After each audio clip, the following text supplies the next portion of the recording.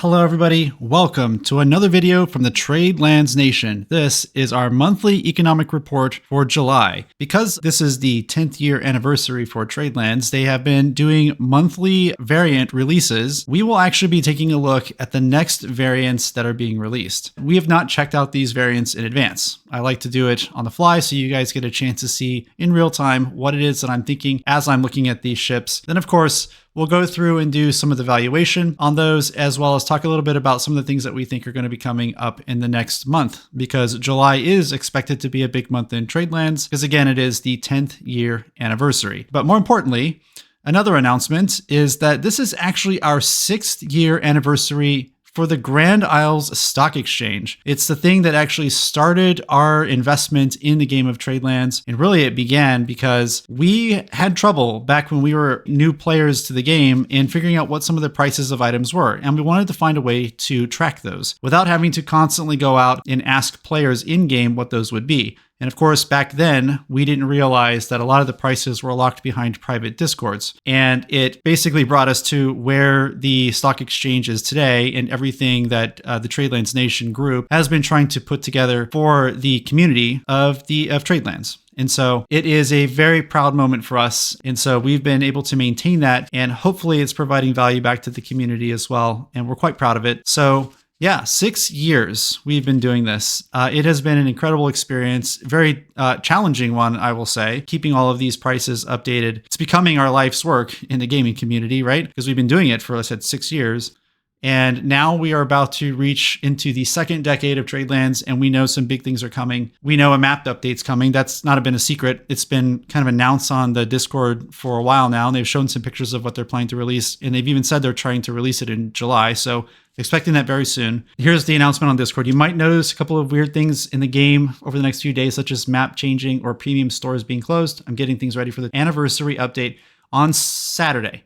So yes, that was posted on July 9th. So that is most likely happening right now. I mean, well, tomorrow. It's going to be tomorrow. I'm recording this on Friday. So there's some exciting news for you, which means this could very well be the last video I ever record that is using the old map and the old style. So this is going to be a bit of nostalgia looking at this video down the road. Let's go ahead and get started with a look at the economic numbers for the month of June. Let's take a look first at the M&G index. It closed at 25,123 for the month. That's down 2.59% for the month. The degradation in the pricing on this is actually due to the fact that there was nothing released new that was buildable. At the end of last month, when we talked about what was going to happen in June, we said if a crate is released in June, we would see some stabilization of the prices here. We saw the continued degradation of the prices because no crate release happened in June. Go figure. So that was actually fully within what we were expecting to see. The JSI index closes at 23,408, down negative 0.27% or down 62.91 points. It's relatively flat. We saw it go up, we saw it go down. We saw it briefly hit a high mark just above 23,600, but it wasn't able to sustain that. The one thing I will say, it did not see as much shrinkage as we saw with the M&G index, which means that it held its own. Timber felling industry, which is what the JSI index is measuring, still remains pretty healthy, given that we were expecting all of these indices to fall, again, if no crates were released, which they weren't. We did see it fall, but really, we consider that 0.25% to actually be flat for the month, which is pretty good, all things considered. The FEGRM index would close at 43,151, which is down 4.12%. These ups and mostly the downs that you see here are because premium tokens did not manage to hold their price point this month because bulk sellers have finally entered the market. That's a good thing for buyers. Anybody who doesn't use Robux to buy premium tokens is going to be very happy with the trends that we're seeing right now. And it does set up an interesting case where once crates are released, we're going to have to wait and see if those bulk sellers are ultimately bought out and we see prices go back up again, or if the bulk sellers manage to keep the prices consistent, what kind of movement they're going to do with the prices. That remains the mystery that we're going to uncover in the month of July.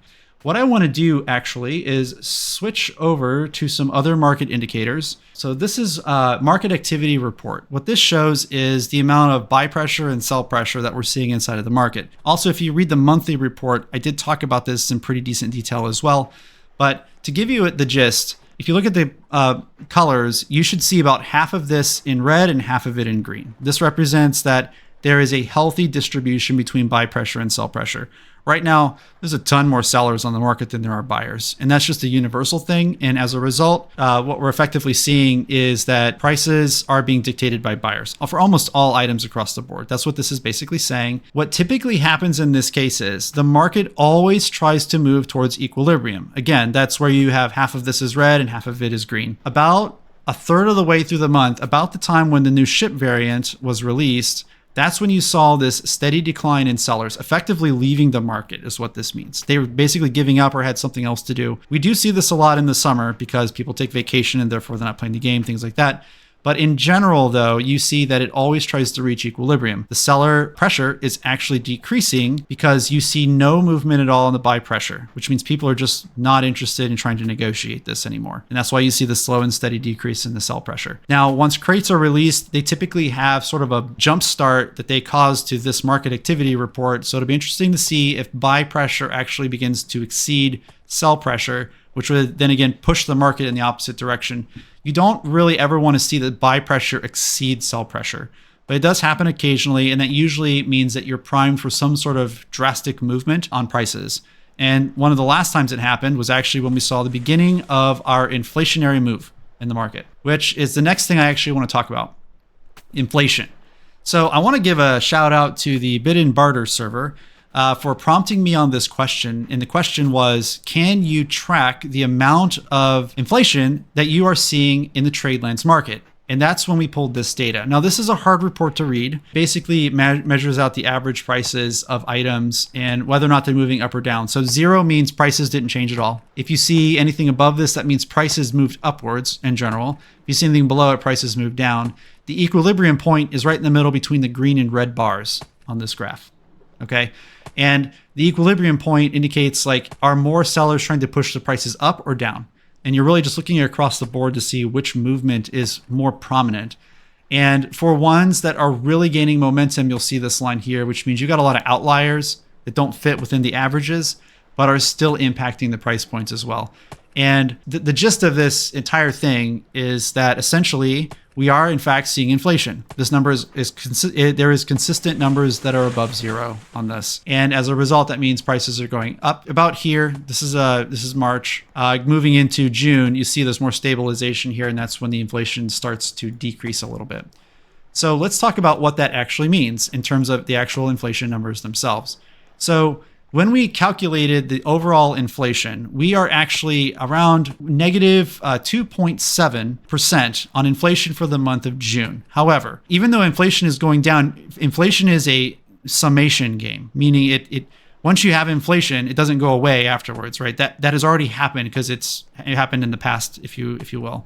So as a result of that, when I say that inflation is actually going down in the month of June, and again, it's partly due because you see the low buy pressure happening in the market, it doesn't mean that it is still negative. The actual inflation rate currently sits at around 3%. And the reason for that 3% is because in the month of May, it was actually sitting, at one point, it almost hit 7%. That was kind of the high mark for what we saw with the inflation. Again, a point in time. So for a day, the inflation was 6.81.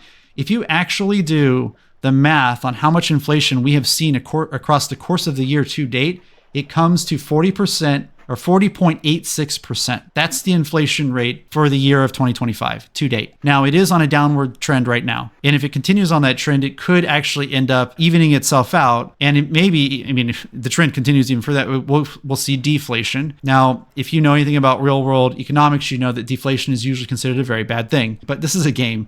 Games don't have that problem. And we did actually see something like this. I think it was back in 2021. We'll have to see what the crate releases do to the prices of items in general. And I would actually even say, I think one of the big ones that's going to happen in July is the new map update. It's supposed to result in new houses being available. And those are some of the highest priced commodities that you can buy. Oh, I say commodities, but they're not. Like commodities indicate that they're readily available. There is such a limited number of them available right now. They're definitely not commodities. The other one that I was asked about has to do with the Helios Blueprint, which was released last month. Let me make that full screen. So let's talk about the Helios Blueprint. So we had talked in the last video when we actually reviewed the ship that the price for that ship was actually about 1 million doubloons below its price point, which meant in order for buyers of that ship and thus holders of the Helios Blueprint to make their money back, the Helios Blueprint has to sell for over 1 million doubloons per piece. We didn't see it hit that point. We actually saw some sellers putting it on the market for around 650. To be clear, that's actually very good performance for a blueprint. The only other one that actually hit that price point was the Blunder Blaster, which was in February. Worked the same way. And that the Blunder Blaster wasn't a blueprint, by the way. It was an actual item that you would get. But behind it, it had the fact that the original Blunder Blasters that it was modeled after were selling for over 1 million each. So when they released the new one, it would take that as its default price and probably move down. One of the things you'll notice about this is that there's no blue line on this chart. On a normal chart that's healthy, you'd see a buy price, which is in green, and a sell price, which is blue. And then you'd see kind of in the middle where it actually falls. But you don't see the sell price on here, which means it needed to sell at 1 million doubloons per piece. The actual price point for it did not end up anywhere near there, unfortunately, which means it did not meet its required value in order to make that a good purchase price-wise. That is the Helios Blueprint. If there's any interest in me looking at any of the other blueprints, just let me know. What is the price of premium tokens? Okay, yeah. I didn't actually cover premium tokens, did I? Okay, let's talk about premium tokens. Let's pull up the website. It's going to be the fastest way for me to do this. And if we need to go into more detail, I have the dashboard. I can pull that up as well. So, oh, by the way, I took this right from the economic update report. If you want to see a lot of what I'm talking about in more detail, you can see it. By the way, I didn't cover this either. You can really see there was only one day last month that really had any significant trade volume happening. And note that it did not correlate with the highest level of sell pressure. That actually occurs right here. Which, see, these lines here correlate with these lines here, the spikes that you see. Yeah, we only saw one day, which was kind of disappointing. I guess it was kind of expected, though. Again, if there were no crates, we typically see this go up by about twice as much as what you would normally see when crates come out. Or the biggest trade day that occurred in Tradelands was actually when they released the Mars. So there is that aspect of it, too. The ships make a big difference. I actually want to go look at the bond market. Let's look at premium tokens on the bond market, and let's see what we've got. All right, premium tokens. So I had said they were going down. The price per piece was over 360 last month.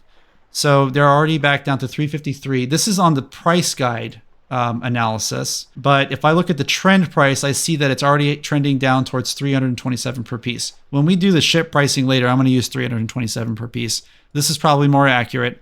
I do feel like I can get, I know I can get these prices. I can buy premium tokens for 325 per piece. Yeah, it's because one of you sold it to me. So, yeah, I know that's accurate. I know that's where it's headed. This trend price. I wouldn't trust this trend price though to go into July because again, crates do have an effect on this. But you can see the buy price is back down in the 200s again. We're at 285. This was up. The buy price was above 300 earlier. That's an important call out. And the sell price is now at 342. We did at one point see this at 380. So the question, are premium token prices going down? The answer is yes. Not only that, but we also see that it's getting a stable rating on the bond rating. This is a measure of how volatile the prices are. High numbers usually mean that we're seeing trading all happening within the same range. If you see a low number like a C rated or a D rating, those are all over the place. We're not sure that you could necessarily trust them. And again, you see the trend is positive, which means they're becoming more stable. Which means we do believe we're coming closer to the actual price point, the closer that we get to 300. 300 is probably the stable price point right now, if I had to guess. The reason why you're seeing this, by the way, is because bulk sellers have re-entered the market. This whole inflation of premium token prices began back in, I think, October, November, when we saw a significant number of premium tokens just vanish with players who were exiting the game. And we had one very large bankruptcy happen at that time, too, which I covered in detail at the time when it happened.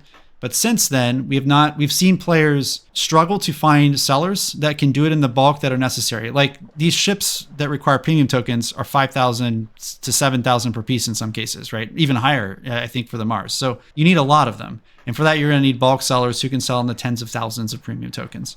And until there were enough players in the market that could do that consistently, you were likely to see that these prices were going to continue to go all over the place. Or by that, I mean they were going to skyrocket because people were having a hard time finding them or they'd have to go use their own Robux and buy it themselves.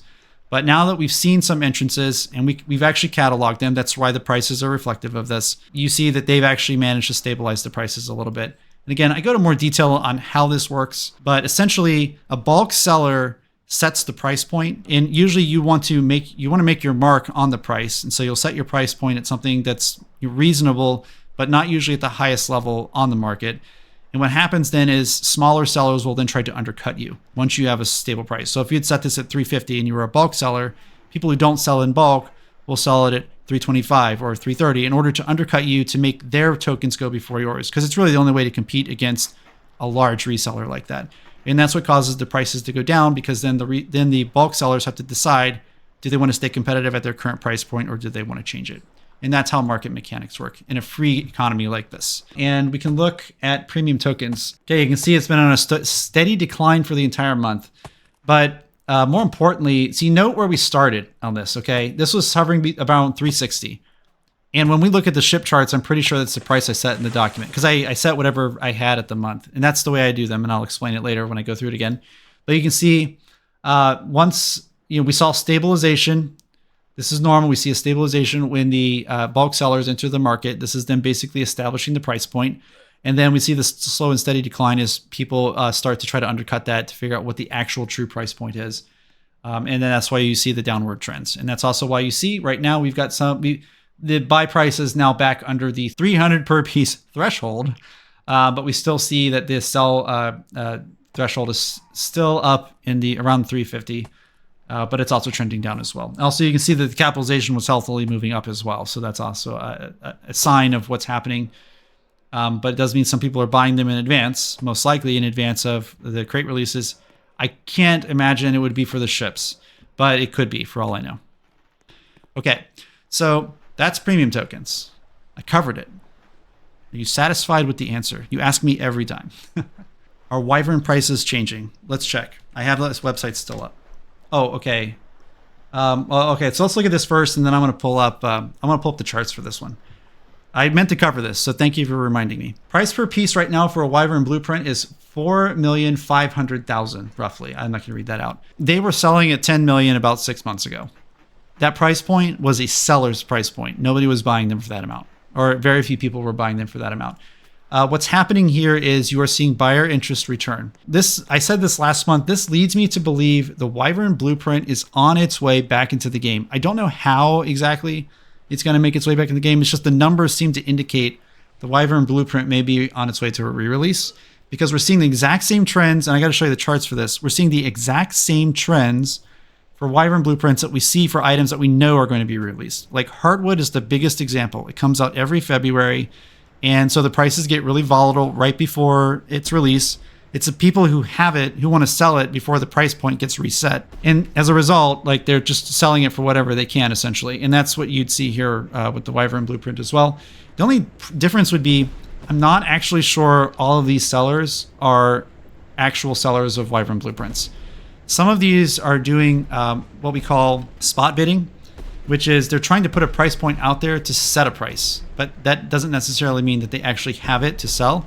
They're just trying to set the stage for future people who want to sell it. Another thing to note on this, by the way, you'll see the bond rating is a volatile rating and it's trending down. Again, this is getting a little bit untrustworthy. If we were to sell it with an interest rate, we give it 29.1%. Buy price right now is being set at $2 million.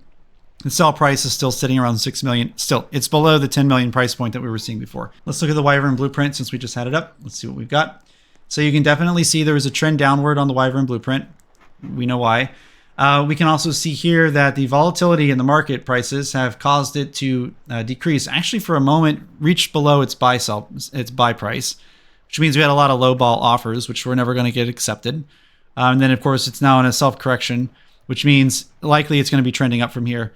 If you are a seller, this is a good thing for you, because it means, and if you're a seller and they're going to re-release it, it's a good thing for you because it means the prices are already trending in upward direction when it gets released, and therefore you have the ability to set higher price points for it. If it's trending down and it gets released, typically that means buyers are already in control of the prices by the time it happened. So there's that. So this is a good sign for sellers. You can see the overall market capitalization. This is the total amount of money that is being put into this item is also decreasing as well. So, it's because, are people really buying them? I doubt it. I mean, maybe there's a handful, but most likely these are just waiting. These are all just, they're trying to preset the price point for when it ultimately gets released. That's what this is showing. We're done with market analysis. Thank you very much. Okay, yeah, I found him. Okay, so the premium store is closed. There's a big sign on it that says closed, but the premium merchant is outside. What do we got, bud? All right. This month is the Julius. Julius actually is what I thought they were going to do in July, but I'm sorry, in June, but I guess Julius makes sense. Okay. Looks like it's a Chimera. So Chimera is a mortar ship. Couple of things. I'm very happy to see they're back to the 5,000 per piece. This was the standard. I think they set it during the first two releases that they did. Then they kind of moved away from it as they went into some heavier ships, and it looks like we're back on that again. Last month, they had one for 5,000. I think it was one for 5,500. But it looks like both these are the same price. And I can see one is Caro, so that's a carronade. This means this is probably a long gun version. So let's read this. It's a Chimera with the Julius variant. Comes pre-customized with a cedar hull, maple deck, pine stripe, and maple details. Fitted with spruce and persteel ornate long guns and mortar. Okay, so it's still a mortar ship. That's good. Features an exclusive sail color to the figurehead, available until August. So again, like last month, the fact that they don't put an actual date on here makes me believe this will be off sale August 1st. So don't wait. If some people I know wait for payouts that happen like at the beginning, the first couple of days of the month. Don't wait. Don't think it'll be here if this is a ship that you really want. It also includes 2 Julius Pugio blueprints. 2 of them. For a price of 5,000. That's the first time I've seen a 5,000 listing include 2 of a blueprint. Okay, so let's go take a look at that blueprint really quick and see what it is. Special items. Pugio. Oh, okay. Here we are. Let's take a look. It looks like a knife, a Roman one. Okay. So that's probably why there's 2 of them. Because if I were to pull up the price guide, I'm pretty sure you'd see that small dagger type items like this usually sell for less than like a longsword or something else that you put on your hip. It's kind of like, I don't know, I call it personal preference, but towards your fighting style as to which of those work better. I'm assuming this is probably going to follow the knife or stiletto way it works. Obviously, we'd have to try that out to find out for sure. But the fact that it comes with 2 of them means that if you expect your regular item to be 60,000 per piece, which for the longest time, like rapiers, sabers, and cutlasses, those are the 3 most common items I see people use in role plays or just battles in general. They usually sell somewhere around 50 to 60,000 per piece in general, like on average. And with the material prices changing that, and you see items like the daggers and whatnot sell for about half that price, maybe down as low as like 15 to 10,000 on. And again, that's the average price I'm saying. So, some variants will even go even lower than that. So that's probably what they're doing here. Yeah, actually, now that I'm curious about that, I actually want to pull up the price guide again. I want to see what the prices are for these really quick. Let's go back. Let's check price guide this time because it's got an easier list of them. Let me look at sabers. So saber prices on average 46,302. And the Chris knife, while Chris knife is low volume, I wouldn't trust that. I would actually, again, anytime you see a dash here, it's low. So all of these are low volume, and that's because these come in various types. You're better off using the prefix calculator than you are actually using these in most cases. That's what that's saying. But I do, because I've seen the data, I know there's enough of the sabers. I trust this is probably fairly accurate. For 46,302. And if I look for daggers, now 30,000. The Brutus down here, see, you'll see 30,000 to 5,000. I'm still going to say it's around 15,000. So what they probably did was said, it sells for 15,000. So let's make 2 of them, make it 30,000 to make it roughly comparable from a blueprint standpoint. So that means they're expecting the blueprints to be worth less on average. So when we get into that, I'll have to factor that in when we pull up the tracker sheet later. Okay. All right. Let's go ahead and actually look at the Chimera. I actually have one, I think. Let me modify. Let me see if I've got one. I think I do. Yeah, I do. Okay, yeah. So we'll take a look at this. Chimera, again, it's a mortar ship. I really like this ship, which is why I built it. There are 2 kind of end tier mortar ships. This one is one of them. Carries 2 medium mortars, and they're forward facing. So a lot of people who train on mortars, like if you're just a regular player, you most likely learn how to shoot straight ahead of you on a ship before you learn how to shoot to the side, which makes this one of the best mortar ships, one of the easiest ships to learn on. Not only that, since it sits a little bit lower in the hull, you have a little bit of protection for your cannon as well. So I kind of like this one. I think it's a good ship. I've rated, when we used to do the ship ratings back when Tradelands Battle Simulator was in active development, which is a whole thing in itself. We rated this pretty good because it seemed a lot of players, the learning curve on it was pretty low. So which was just a good thing, and its cannons are pretty decent, and plus its firepower output is really good as well, comparatively. The other one is the Griffin, and it has cannons that fire to the side. So it's a little bit of a different method. You have more things you have to calculate because you're moving. If you're moving in a straight direction and you're firing in a straight direction, you can kind of gauge the distance of a ship in front of you. Now you have to count your movement speed. You have to count the other ship's movement speed, and you have to kind of figure out how you're going to aim it. So it's a little bit harder. Although I'll be honest, in roleplay, I see it used very effectively, and those are heavy mortars too. So, yeah. The cost for this. Okay, it does more than just change the cannons configuration. It actually increases the max health by 1,000 as well. It actually doesn't really tell me what it does. You probably can't see it. And post-processing, I'll try to zoom in if this turns out to be accurate. But I think I see what appears to be a turret circle on there. And I'm pretty sure in the description of the ship they told me what that was, and I just forgot. So I'm pretty sure that's a turret that we've got in the front there. Okay, so the cost for this is 100,000 doubloons. All right, so this looks right in line with the usual pricing they apply for ships of this type. That's a good thing. Consistency is a good thing. When you can predict what's going to happen, it helps you with your decision-making process. So I definitely like this. Let me go back there and see if what that was, if that was a turret or not. But I can almost tell you, even if I was on the fence if the pricing turned out to be equal, I'm probably going to build this one, not the Caro. I'm going to build the regular one because I don't think I would use this ship, but I could be wrong on its value. All right, let's see. Fitted with, features an exclusive sail color and figurehead. No, where'd it go? Why am I blanking on this? Oh, fitted with spruce and persteel ornate carronades and mortar. Mortar, single term. So I'm assuming it's either a heavy it's either a heavy mortar or it's a turret on the front. That's my guess. There's not a whole lot that I need to review here. Okay, so let's pull up the spreadsheet and let's get to work.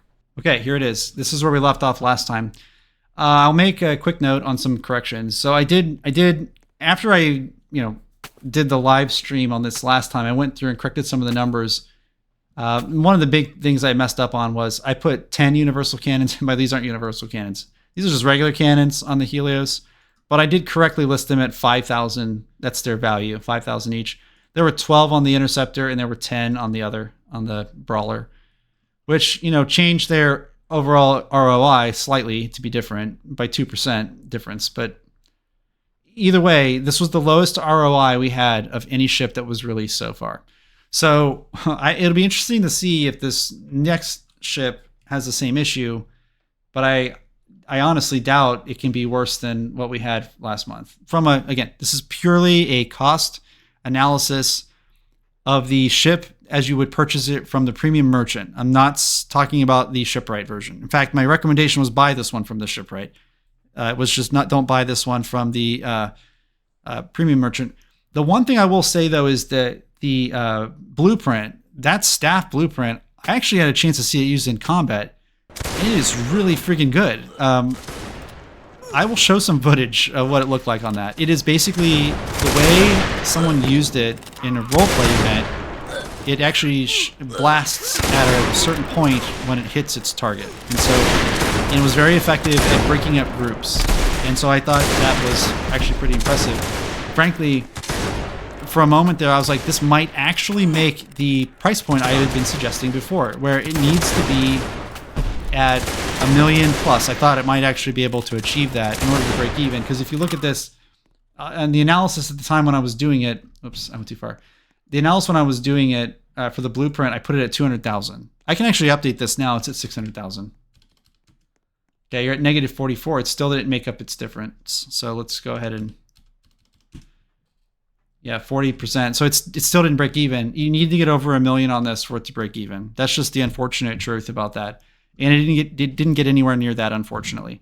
But as you can still see, I still think it was worth this price, frankly. Watching it in combat, it was really good.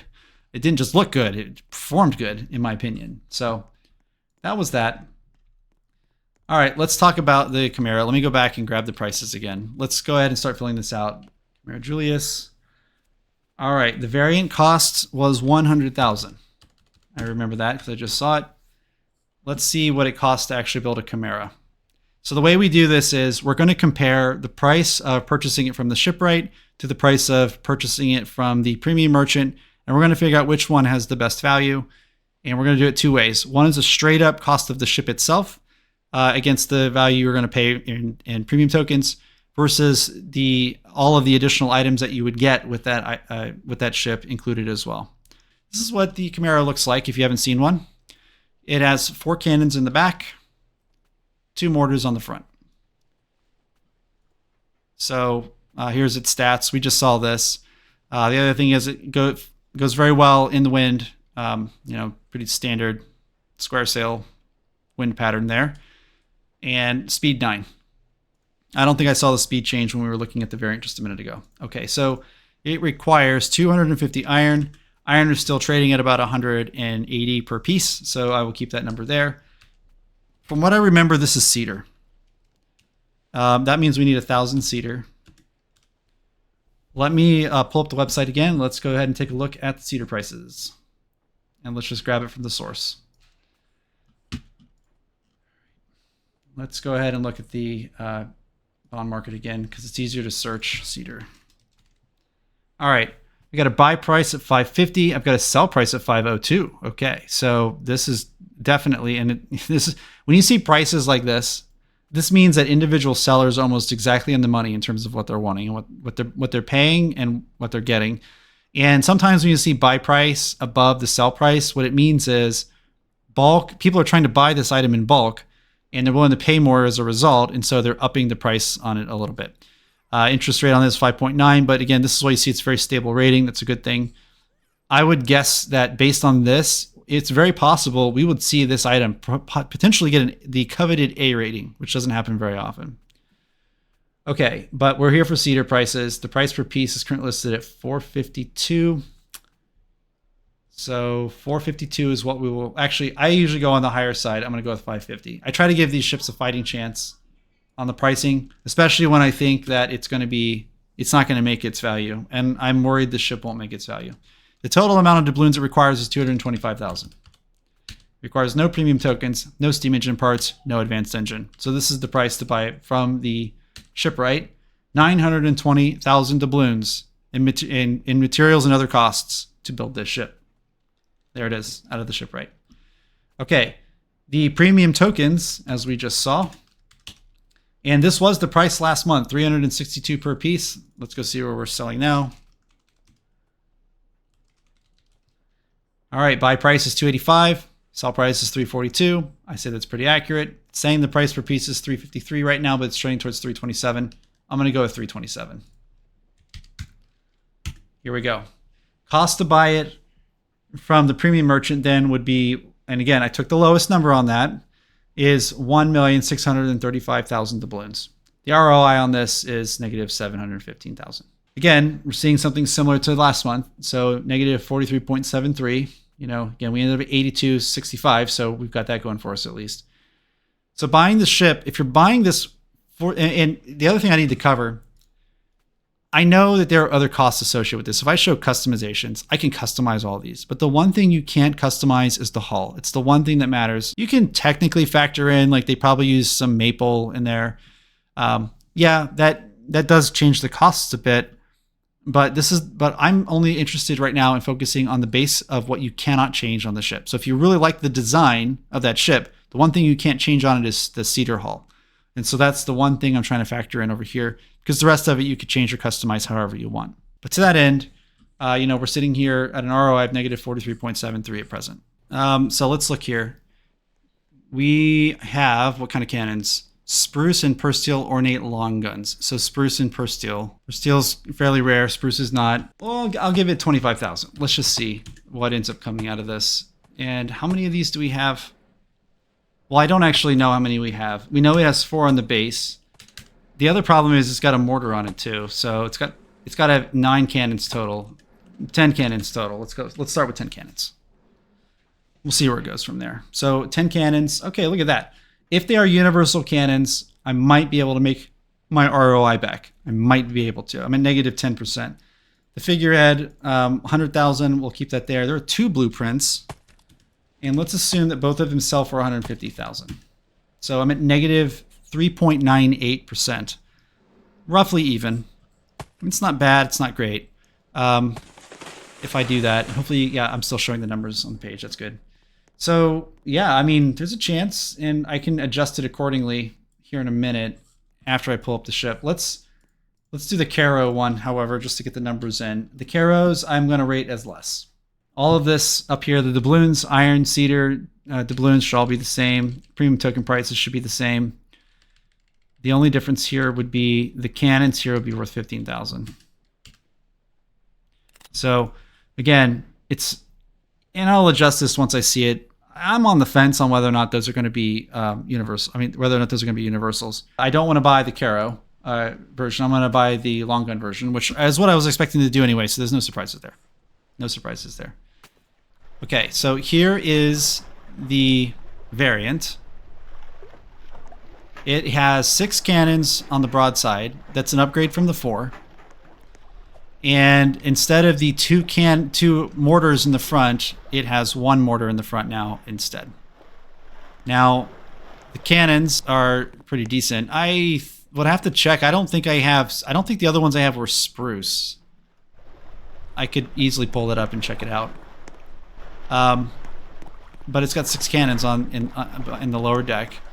The thing that's going to be interesting about that is it means it's going to be very similar to other ships that I see in the game already. So I'm going to do some comparisons regarding that, but let's take a look at the cannon. I already did this. I'll do it again. So I can't fire this cannon straight. I have a turn cannon button, so you have to turn it before it's ready to fire. So you can't fire it straight. This is such a small window, it won't matter. Like, I can't imagine anybody complaining about this one little spot being an issue, but regardless, it is there. And if I turn it around, because this is an octagon I'm sitting in, you can clearly see I can turn it to 45 degrees to my rear. So, I mean, it's effectively got, I think, similar range to the Griffin, or similar side angle to the Griffin, and it can fire straight forward. But you're replacing 2 of these with just this one. Let me see how low this thing can go. I mean, it sits pretty low in the ship.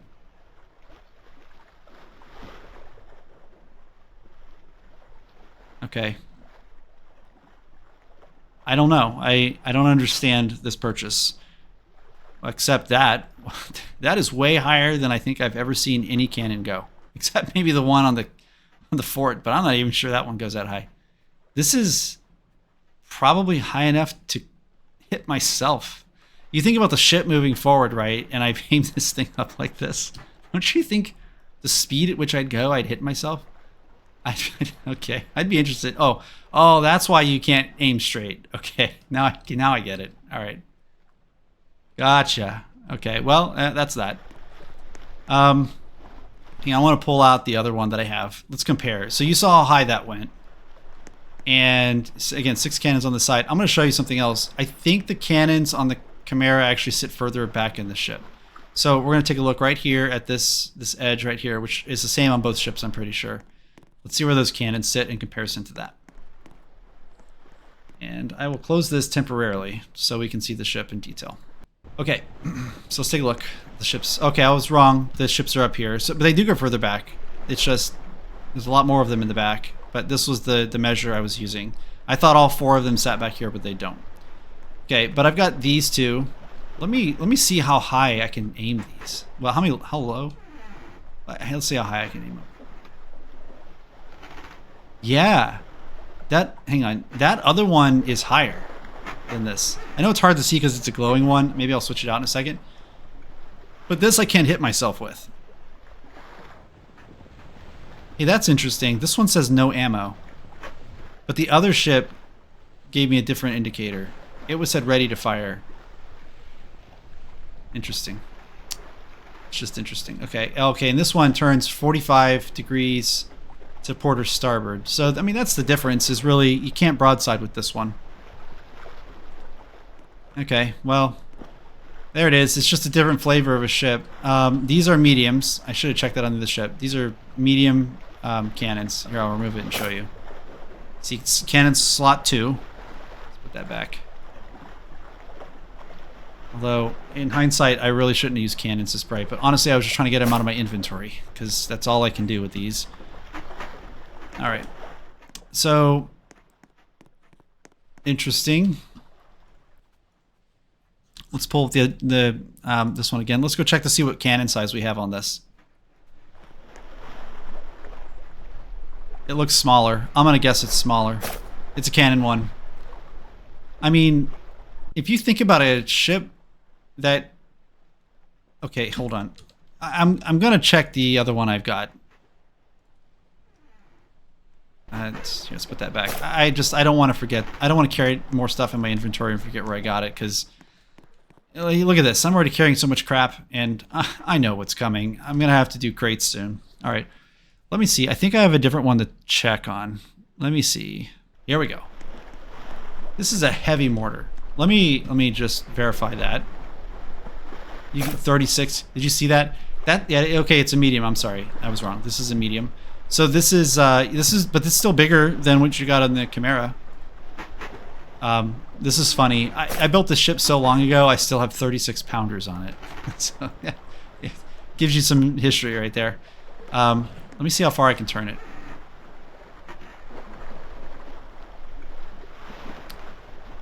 It's the same as the Chimera, 45 roughly. And I say roughly, but I'm pretty sure that's exactly it. So yeah, I mean, this ship, mortar, more powerful, broadside, less powerful. You know what? I want to do one more thing. Let's see how far I can push the mortar down. Because the other one I could push almost completely vertical. No, see, this one I can't. Okay, that's something new. Or that's something different. I can push that mortar down so much further on the other one. I'm actually kind of genuinely curious to maybe test to see what the range on that looks like. Let's do that. But for that, I'm going to bring in a test mortar. I'm not going to use the ones I have on the ship right now. Okay, what's this? Are you a heavy mortar? Let's see. 48 pounder. I'm going to assume so. Cannon slot size 3. Okay, so this is a heavy mortar, and it's got a 3 cannon broadside. So now I'm getting a light, 6 light cannon broadside and a light mortar. I am debating whether or not I would find this useful. That's really what I'm trying to figure out right now. And the reason I'm doing this is because I know I'm going to have to give a recommendation. Or I always like to give a recommendation as to what I would do. I'm not a mortar specialist. This is the problem. So I mean, years ago, I practiced on mortars consistently. But I haven't done that, again, in years. And so this ship, I don't know if I would ever use the mortar on this to any great effect. And it's a light mortar too. And I'm like, there are other ships that carry 2 light mortars on the front. Why wouldn't I just use one of those instead? What's the value I'm getting? I know I'm getting more armor on this, or more hull points. And now that I've seen this, I'm more convinced now that the long guns were the right way to go on this, not the Caros. What I want to still test is whether or not this... Let me check here. Let me show you again. Like, this thing can go pretty far down. Look at that. Much farther than the last one. I think the other one was about here. Which means I might be able to actually mimic effectively giving this 7 cannon broadside, potentially. But being on the top up here means it's going to be easy to disarm. So, you know, if you get in close enough, you would just disarm that, which is why I think the Caros are worthless on that ship. See, I'm getting ready to fire. I was getting ready to fire before, too.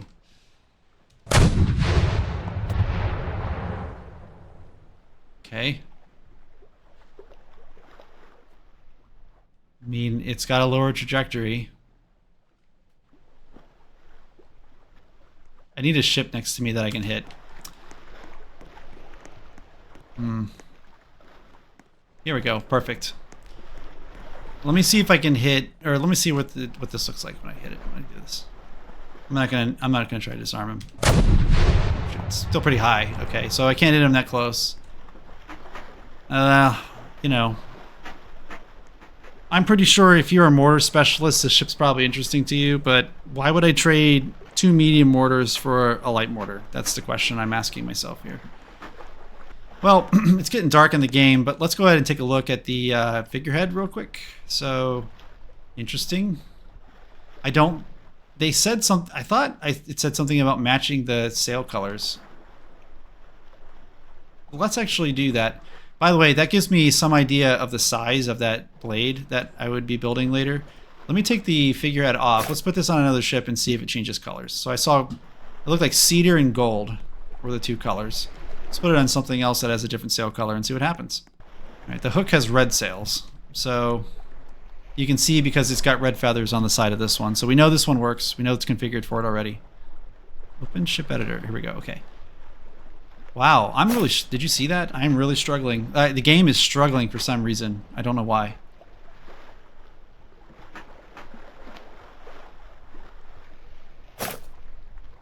Okay, I don't see anything that turned red. So this figurehead does not change colors. So that's going to mean I'm going to expect the price to go down a little bit on that one. All right, and now I need to open this one back up again. Launch. You know what's interesting? My hands are still out, even though I have nothing in my hands. Okay. Let's go put that figurehead back on, but I'm not going to rate this figurehead pretty high. Just because it doesn't include some of the features that I know the others have. And that was my expectation. That back. Okay, so we're done there. Yeah, like I said, I can't do anything about the drop frames. Drop frames, just so you understand the difference between that and bitrate. So I'm having issues with bitrate. That I know. The bitrate issues, oh, hello. Bitrate issues occur when I am attempting to upload or stream higher quality than what the streaming service is able to receive. When I get dropped frames, that means that there's an issue with the packets that are being sent across the network, which means there's an issue on one of the networks. Yes, I'm live now, actually, so hello. Let me see if I can say your name correctly. Asheralix. Asheralix. You'll have to correct me on that later if you end up watching this. Okay, look at that ship coming in. That is a pretty ship, man. It's beautiful. Those are random. You don't decide what color you get. And one of the very first videos I ever did was a lengthy thing on my opinion on these ships and which ones you should get and why, or if they're even worth the price. I mean, I do like them. The one thing I just don't like is see the sails. Like the sails on this, it look like they should glow, but they won't glow when you do this. There's only one ship that does. Actually, I can pull up my gargoyle and show you. If I have it still. This is the one I did the video about, but here's the one I had before. And this, because most of these ships don't have glowing sails, but if I move this one around, I'll turn it up real quick, you'll see. This one, the sails will actually turn the color of the ship. So this was a nice one. I liked it when I got it. But again, the color is random. I kind of like the white ones personally, but then if you've known me, you know I built a lot of white ships. So let's pull up the cost analysis again. I may not actually I'm not going to do the stack ranking on this one, and there's not for today. I will eventually do them, all of them. That is always my intention. But if I gave you one today, it would be inaccurate. I can at least tell you my recommendation here. You're breaking even if you buy the long gun version from the premium merchant. So that is kind of that's going to be my recommendation. But I don't know. I don't know if I would use this ship in combat because I don't know enough about. I'd have to practice with this cannon a lot to make it useful. But the reason I don't want to give it an actual score rating right now is because I want to see how others who are good at mortaring actually use this ship.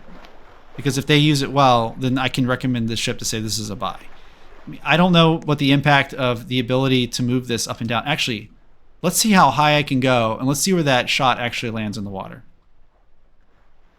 Okay, like this is nearly on top of me. Let me put it right to the side. Let's see where it lands, if I can see it. Yeah, right there. My ship would end up there, by the way, if I was moving it forward. I'm pretty sure I can hit myself. That's what I'm saying with this ship. It's kind of funny to think about. I want to see if someone pulls it off. Funny if they do it in a roleplay too. Yeah, I don't know. That seems dangerous, but regardless, it's fun. It'd be funny. It's kind of goofy. I don't know. It'd be funny to see, and I want to give a chance for some people to actually use this in roleplay. I want to see how it performs, and then I'll give a rating. Remember, I took 6 months before I rated the last batch. So let's say maybe 3 months, I'll do another reevaluation of all the ships to see if I change any of the ones I've already rated, as well as rate the new ones that have come out since then. And I'll include that in this one. But I don't know. It seems to me like they would release this because there is a value to it, and I'm just not seeing it. And again, it's because I don't know that much about mortars. And I'm not going to pretend that I do. I can only tell you what I see other people do in role plays and what I see people do in like the Berkland games and the Freeport games.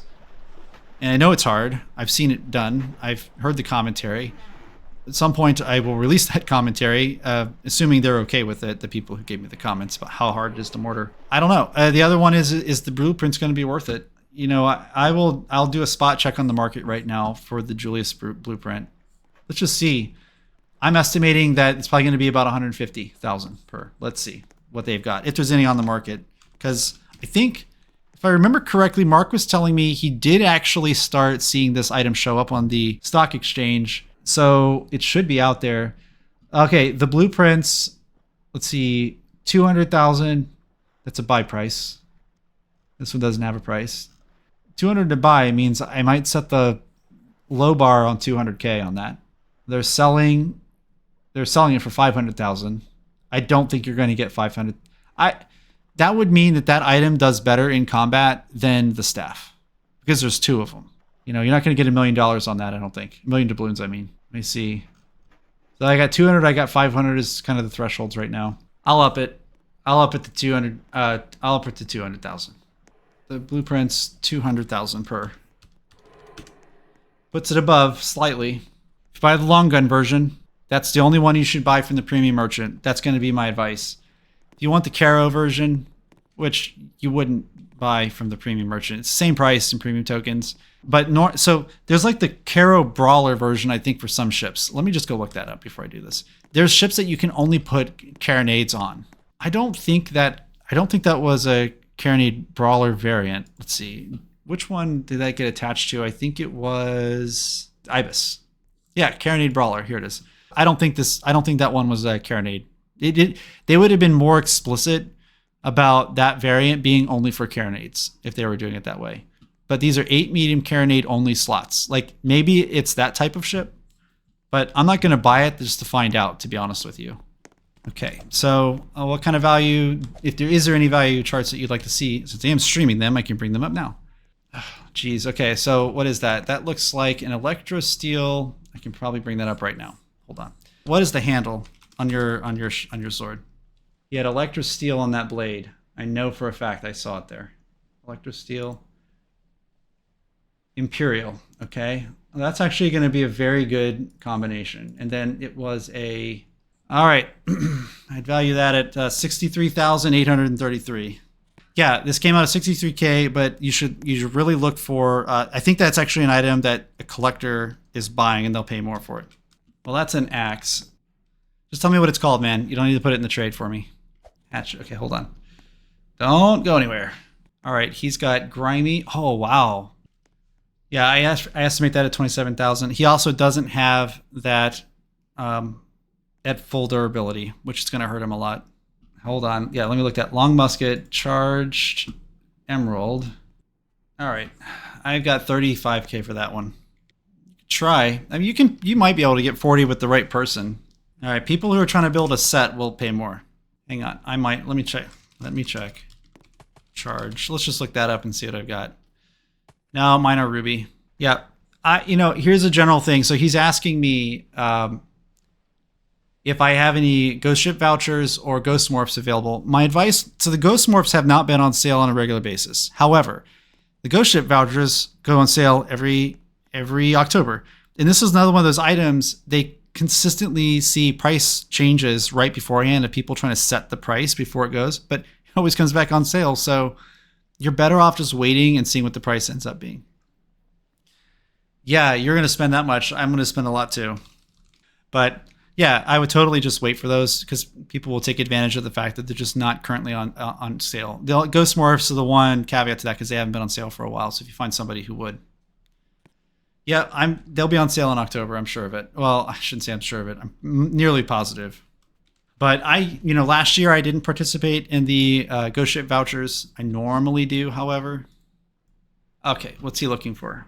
Pink glow steel classic katana. Well, I won't appraise a katana because I have a difference of opinion. I don't believe in the classic designation being enough of an identifier. It's pretty awesome though. Flaming charged emerald musket. Unfortunately, I mean that's a very unique combination. Someone will pay for that.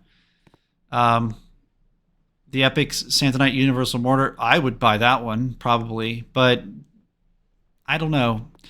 Those usually, it was kind of a hit or miss in terms of like they don't mortars sell the worst out of the three types. Carronade second, the best sell to buy is long guns if you're lucky enough to get those.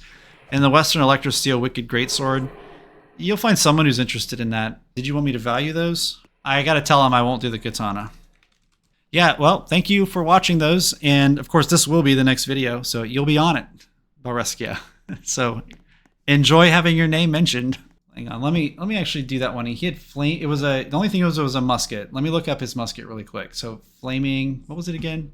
Not the flaming sword. The flaming gun is around 80K. Actually, the actual evaluation I got it was 76,131. I'm gonna go ahead and say 80K. And I say 80K because I'm pretty sure I know someone who likes to buy flaming stuff, and I could just give it to them. I don't know what I have lost track of who is talking to me. So let's go back to this, what we were talking about with the ships. So my opinion is that the Chimera Julius variant is technically worth the price to buy with these two blueprints, assuming the price holds itself above the 200K mark. Will it? I don't know. My initial evaluation on that was probably 150K, but if it does, it's a good value. So right now, the ROI does have a positive number on it by 2.14%. It's literally what I'm showing on the screen. The Carronade version, however, is not. That is that nets a negative value. Let me go back to the chart real quick and show you.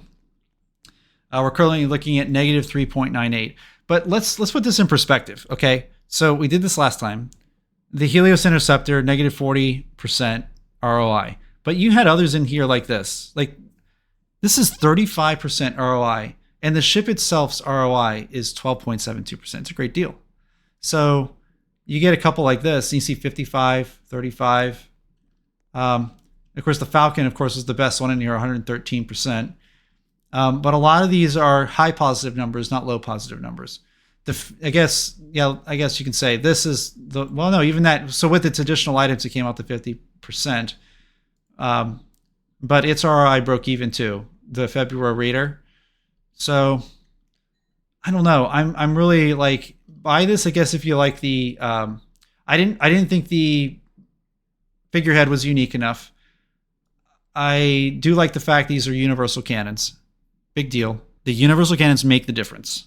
As universal cannons, these might actually sell for 35,000. I usually see these sell for about 30, and I see on average these sell for 60K. So let's go ahead and put these at 40,000. I mean, they've also got the kits on it as well. Okay, it's getting an ROI. I think that this is actually a good purchase. I'm okay with recommending that you buy the Julius variant, the top one.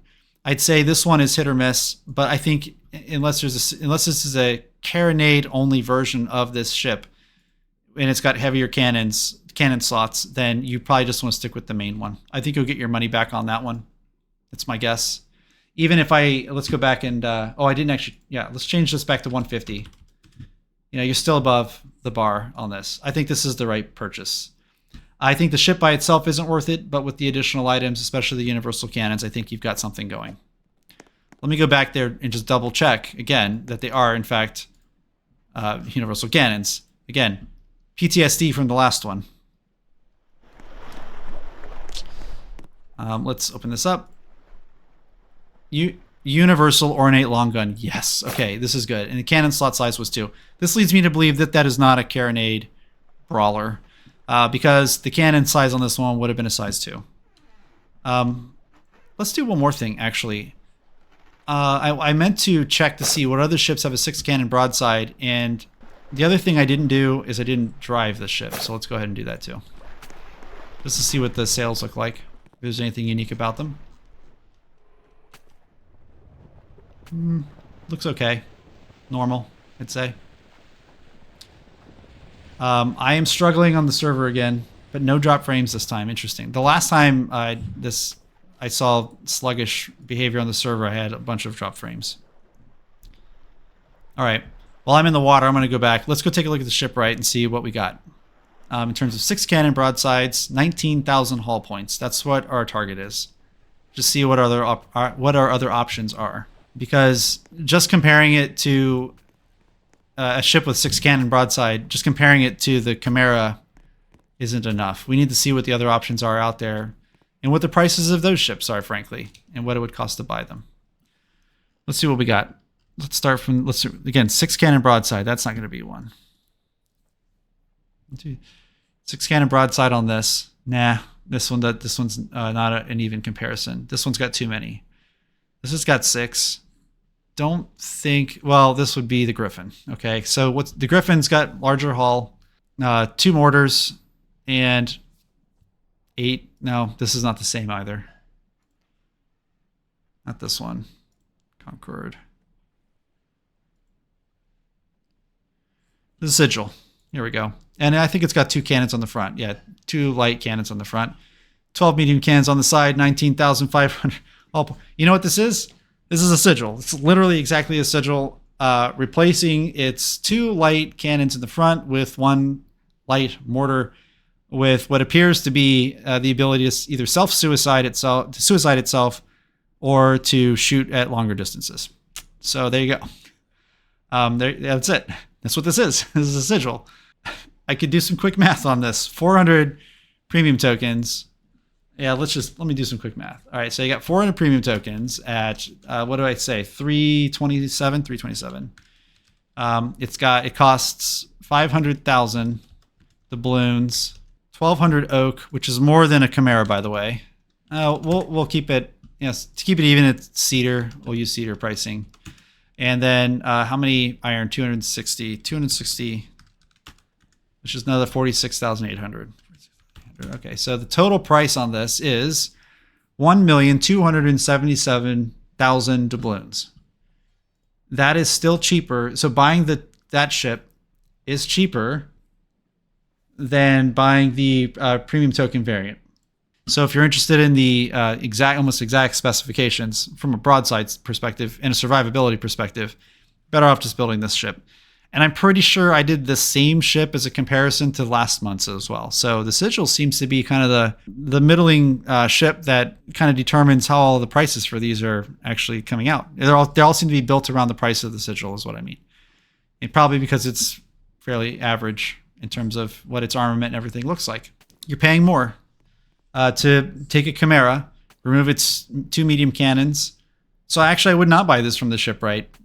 I think I would straight up be like, you either buy it from the premium merchant or don't buy it at all. I guess it partly depends on whether or not you think that one mortar is useful. If you think the mortar is more useful, because everything else about the ship is actually the same as a Sigil. If you think the mortar is useful, build it.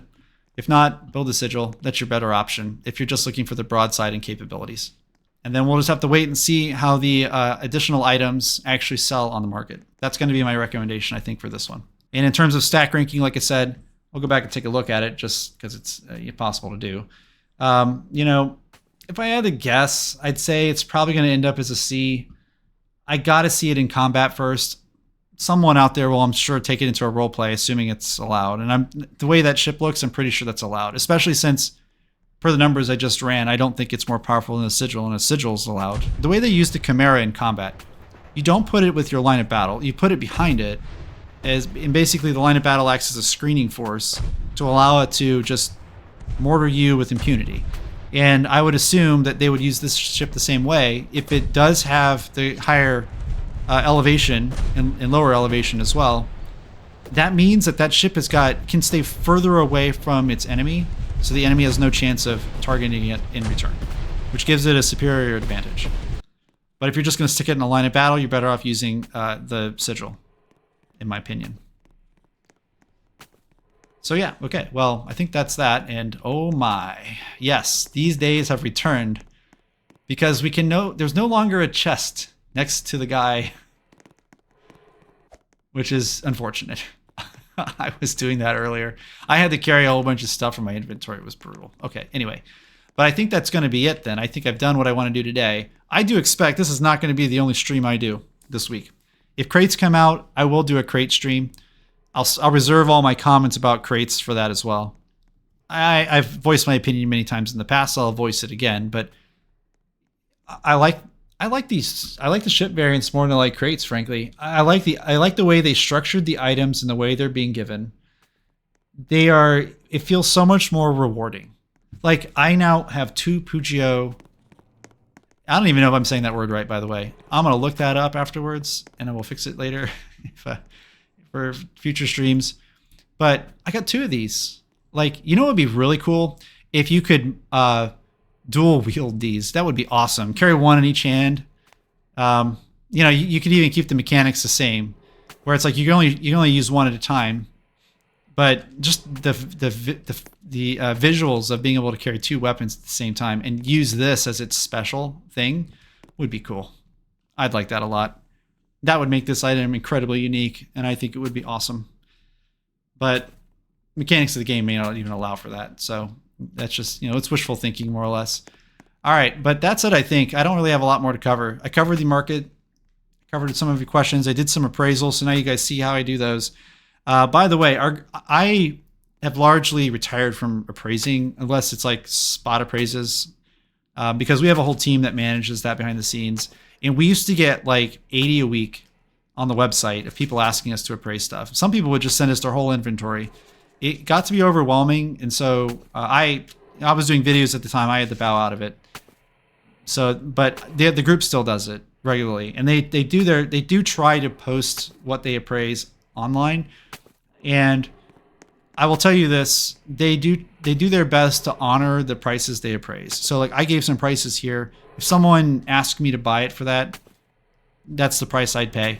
You know, just because otherwise, what are you appraising exactly? And I don't. Some people, when they appraise items, they give the price they would buy the item for, and that means you're undercutting the prices a little bit, right? Not by a little bit. Some cases, I've seen people go from ranges of like offering for 40,000 and then ultimately being willing to pay 250,000 for an item.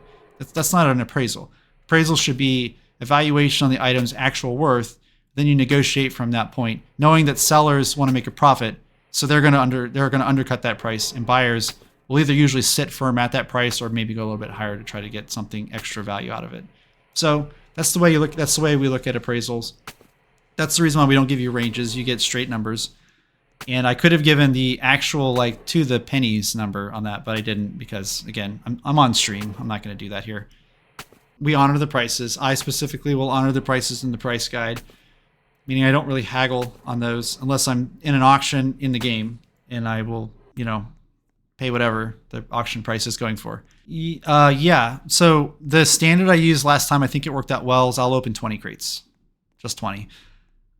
Maybe if I really like the content, I might do more. But I'll be honest, I really struggle with, unless they change the crates the way they work, but I really struggle with crates because, you know, when you're a new player, it seems really expensive to buy a crate, but it's kind of a necessity because getting a glowing item kind of sets you up that you're no longer a new player. You don't look like a new player, and that's important, right? That's an important part of the game too. It's a hurdle you need to get over to feel like you're a part of the community. I felt that way. I certainly felt like an outsider, and then until someone gifted me my first glowy weapon, and I still have it in my inventory. It's actually it's a point of pride for me, actually. And I know now that weapon was craftable. It was electro steel and it was amethyst, by the way. But it was a proud moment for me. And it was one of the moments that convinced me to stick with the game because I was on the fence at the time as to whether or not I would keep playing. And that ultimately did it for me. If the person who still plays, if they've still played the game and remembers this, thank you, because it was a big moment. And I wish there were more moments like that from the community. I know a couple of players have brought up suggestions as to how the navies should get more involved in helping new players get in the game. Doing trade runs with people is a big thing. Whenever I'm feeling up to it, and I'm doing a trade run, people want to just tag along. I want you to sit on my ship and just experience the ride. So I really love ideas like that, because those are the kinds of things that kept me around as well. It's the reason we built the price guide, by the way, because back in the day, you couldn't find prices. And if you asked prices in game, people would just laugh at you.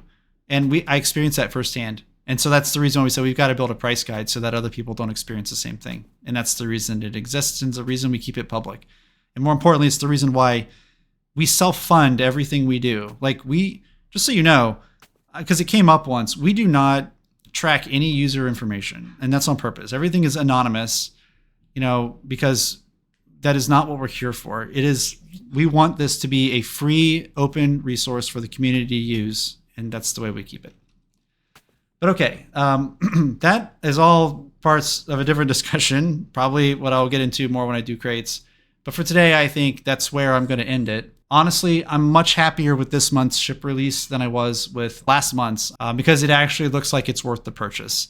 To conclude, my recommendation on that was buy the long gun variant from the premium merchant. That one does appear to have a positive ROI, especially since it's got universal cannons on it. But ultimately, if you're looking to just buy it for the mortar, make sure that you find that a light mortar on a ship like that is worth it to you, because the rest of the ship stats effectively mirror the Sigil.